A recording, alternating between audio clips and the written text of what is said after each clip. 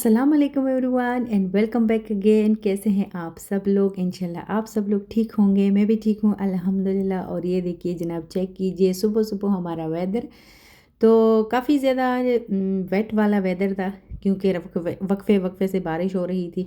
और लेकिन घर का मौसम जो था वो बिल्कुल भी ठीक नहीं था। यानी कि लास्ट व्लॉग में मैं बता चुकी थी ना कि रेयान की तबीयत ठीक नहीं थी, उसको खांसी शुरू हो गई थी। तो 2 दिन उसको खांसी थी और फिर प्रॉपर उसको जैसे नज़ला ज़ुकाम सारा कुछ शुरू हो गया था। तो वीकेंड पे जैसे क्लिनिक वगैरह तो सारे ऑफ होते हैं, तो इसलिए मंडे को मैंने सोचा कि सबसे पहले ये काम किया जाए कि इसको मैं डॉक्टर के पास लेके चलती हूँ। तो डॉक्टर से तो हम होके आ गए थे और फिर मैंने दवाइयाँ ले ली थी उसके लिए। वहाँ पे तो खैर मैंने कोई वीडियो नहीं बनाई, लेकिन फिर ये था कि ब्रेकफास्ट वगैरह तो सही हुआ नहीं था हमारा। तो यहाँ से फिर मैंने कुछ क्रोसेंट वगैरह ले लिए थे, ताकि कॉफ़ी या फिर चाय के साथ हम थोड़ा सा ये लेंगे, और अगर रेयान का दिल हुआ तो वो भी ले लेगा।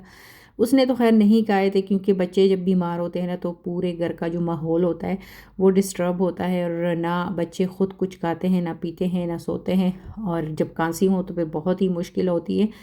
तो बच्चों को यानी बड़ों को भी कुछ करने नहीं देते। खैर ये तो बच्चों के घर में नॉर्मल सी बात है, होता रहता है। घर में आ गई थी तो सबसे पहले तो काम यही था। पहले मैं सोच रही थी मैं चाय बनाती हूँ, फिर सोचा नहीं, आज मैं स्ट्रॉन्ग वाली कॉफ़ी पीऊँगी। तो आप लोगों को भी दिखाती हूँ कि मैं मशीन में एक जो फ़िल्टर वाली मशीन होती है उसमें मैं कॉफ़ी कैसे बनाती हूँ। तो 2 ही कप मैंने बनानी थी। तो यहाँ पे मैंने सबसे पहले इसमें फ़िल्टर डाला, और उसके बाद मैंने तकरीबन आपके चॉइस पे है ना कि आप कॉफ़ी किस तरह पीते हो, स्ट्रॉन्ग पीते हो या नॉर्मल। तो मैंने पहले तो मैंने 2 बड़े चम्मच डाले थे, लेकिन मैंने सोचा नहीं ये कम है, 1 चम्मच फिर मैंने और भी इसमें कॉफ़ी का डाल दिया था। और ये जो लेके आई थी कुछ, चूँकि निदा भी घर पे थी, उसके भी गले में दर्द था। तो आजकल यहाँ पे मौसम चूँकि चेंज हो रहा है, बहुत ज़्यादा ठंड हो गई है, तो बच्चे तकरीबन हर दूसरा तीसरा बच्चा बीमार है।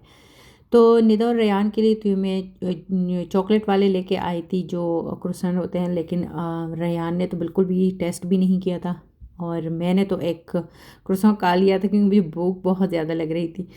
और इसके बाद मैं आप लोग के साथ शेयर करूँगी जो मैंने आप लोग को बताया था कि मैं निदा के रूम का टूर दूँगी।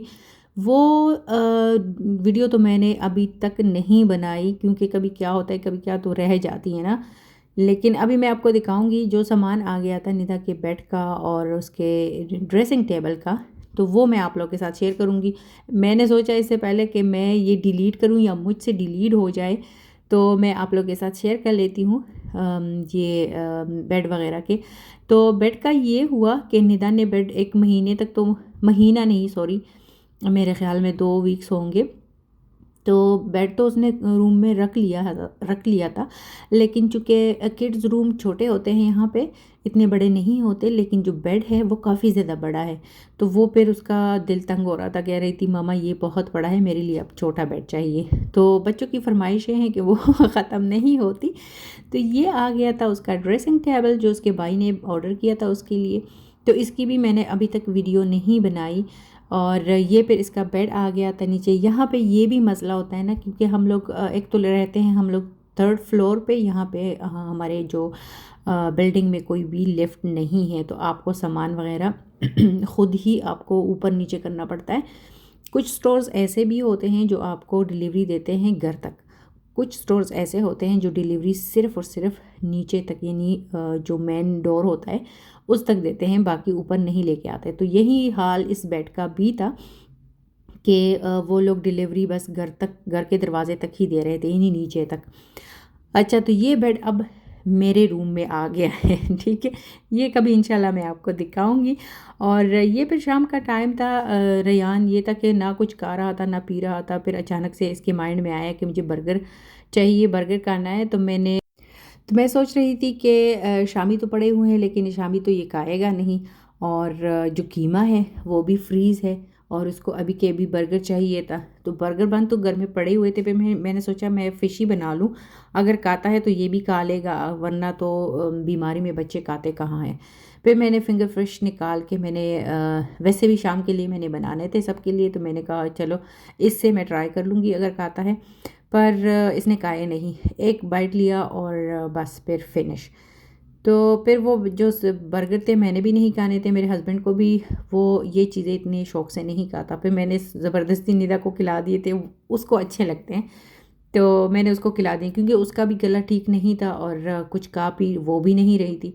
तो मैंने उसको फिर मैंने कहा नहीं ये देखो ये इतने टेस्टी है, और टेस्टी थे भी।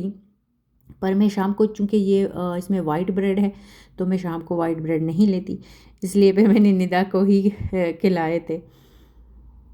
और आप लोग सुनाइए जनाब। आजकल ये है कि मैं किसी की वीडियो पे भी नहीं जा पा रही हूँ, बस घर में बच्चा बीमार हो तो मेरे ख्याल में जिन घर में बच्चे होते हैं उनको समझ आई होगी कि कितना मुश्किल होता है बच्चों के साथ फिर।